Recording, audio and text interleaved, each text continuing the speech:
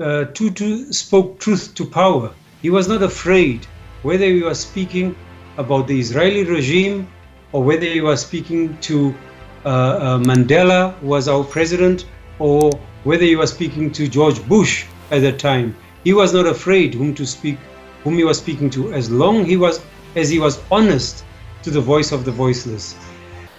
The death of Archbishop Desmund Tutu, who was known for his courageous struggle against the apartheid regime in South Africa and injustice everywhere on this planet, is a big loss to the world and to the Palestinians in particular, as Tutu's voice against the Israeli apartheid regime was loud and heard everywhere.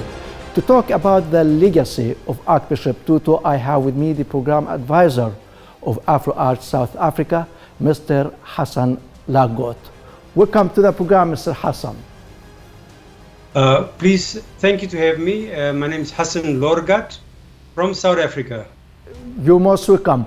And the first question, Mr. Hassan, how Archbishop Tutu should be remembered?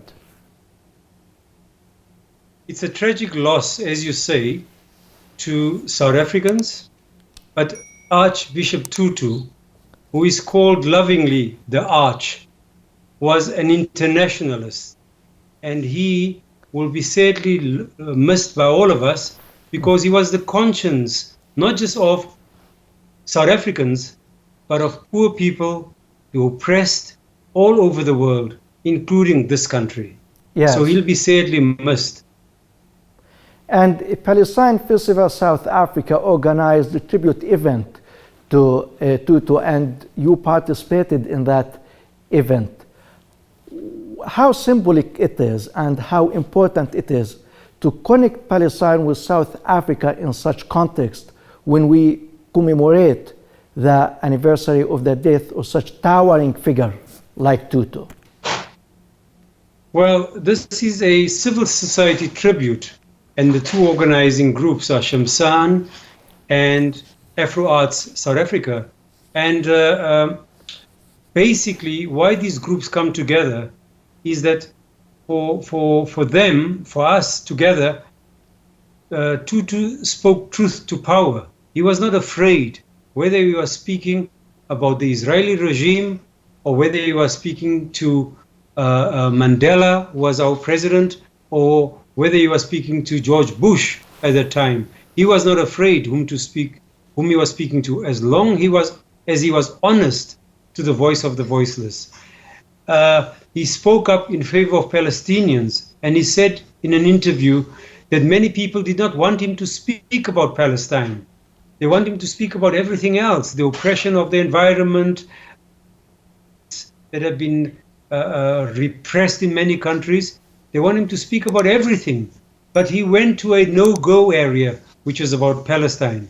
He said he will go and find truth wherever truth is hidden, and he found it, and he said the way the Palestinians are treated is worse than apartheid. So the Palestinians have lost a loved man, a comrade, a friend, as much as the South Africans have lost. Yeah, as you said, Mr. Hassan, and this what was said by late Nelson Mandela about Tutu, that he is the voice of the voiceless. And he was able to embody that. But was Tutu able to embody this as a culture among his followers and the people who used to love and support him? Tutu is a beacon. He's the light shining above there for us. So he is the one that we seek to emulate, right? He has inspired many for his integrity. Some priests, in reflecting on Tutu's life, said he invited a lot of people to his birthday party when he was 60 some odd years old. And everyone was made to feel that they are Tutu's best friend. He had that ability to make people feel like, you are my best friend.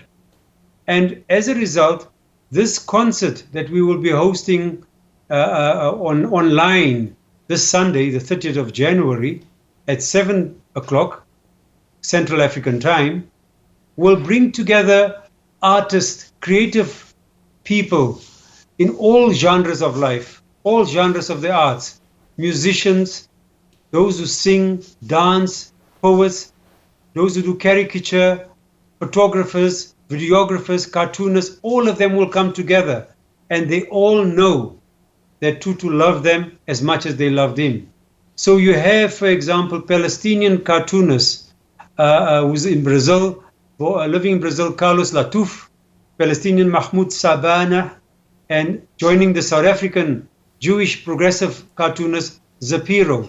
You've got a number of poets. You've got the famous Angelique Kidjo from America and Benin coming together. You see, there's a mixture of artists and performers and writers. Angelique Kidjo is well known internationally. Peter Dirk is a comedian, will be here. Chester Missing. Some people you don't know, but you will know. Susan Abulawa, the famous Palestinian American writer. So this concert on Sunday brings together all people as a tribute of civil society in South Africa and in Palestine to celebrate a man who spoke truth to power. If he was alive today, he will tell the Palestinians what they are doing wrong, as he tells South Africans what you are doing wrong. But he is a friend of Palestine as a friend of South Africa. This is the kind of friend we all need. A friend who can tell you, you are on the right path, keep going, and you're on the wrong path, please change your ways. So we are missing a very, very deep conscience in all our lives. Yeah, and that event on Sunday, Mr. Hassan, and I know that artists from different countries of the world are going to be part of that event, is going to be broadcast by many media outlets, and Palestine TV is partner of that. How such event would raise awareness among people everywhere about the importance of being on the side of the oppressed, to press for justice, for ending apartheid regimes like the regime we have here, the Israeli regime. What this festival does, it brings together the best of our society, the best of the world's communities, who share one vision, the love for Tutu and the respect that he's given to us. We see the better selves of us because of Tutu. You know, if you look at this list of people, and you have to watch the whole show, you can't say, I'll only come and watch the cartoonists, the comics, or that. You've got to be there for all of it, because this collectively shows the complex man that he was, who spoke truth to power, and he was not afraid.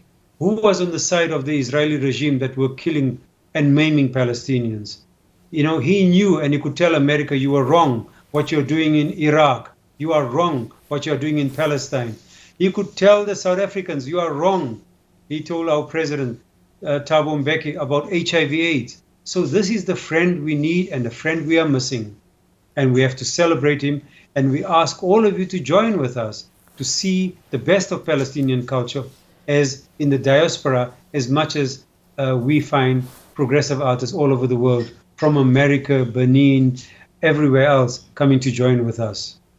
Yes, my final question to you, Mr. Hassan, and in fulfillment of the dream of Tutu, how we can build on his legacy and disseminate his thought around the world in order to have more people on the side of justice, freedom, equality among all peoples, regardless of race, religion, place of residence, culture.